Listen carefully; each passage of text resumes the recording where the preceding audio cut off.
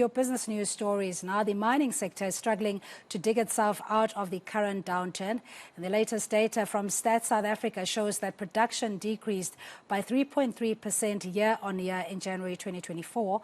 And the largest negative contributor to the drop was a manganese, gold and diamond production. But overall mineral sales did go up in this period. We're joined by Chief Economist at Investec, Annabel Bishop. Good afternoon to you, and thank you so much for your time.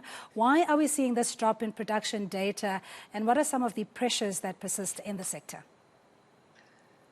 Yes, hi. Look, I think, there's two different things going on here. We've got both the volumes, which, as you correctly said, have dropped. And of course, we know the issues at the ports with load shedding, many other areas. But interestingly, the value has gone up. And I'm just looking at the data here quickly so I can read it to you. The year-on-year change in mineral sales in rand value has gone up by 5.7%. And that, of course, is a big number. And we actually see that's attributed to an over 100% increase in the value of gold.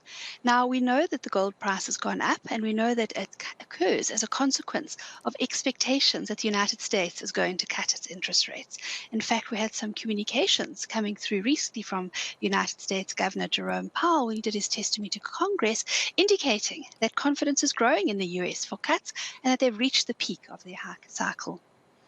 Okay, but let's look at the currency, though. The rand was lower ahead of the data being released and remains depressed. Is this an indication that things are going to remain strained, or will there be a positive trajectory?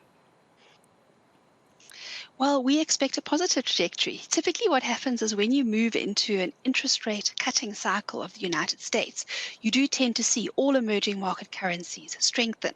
And that's because, as you would expect, the return on US dollar assets obviously declines.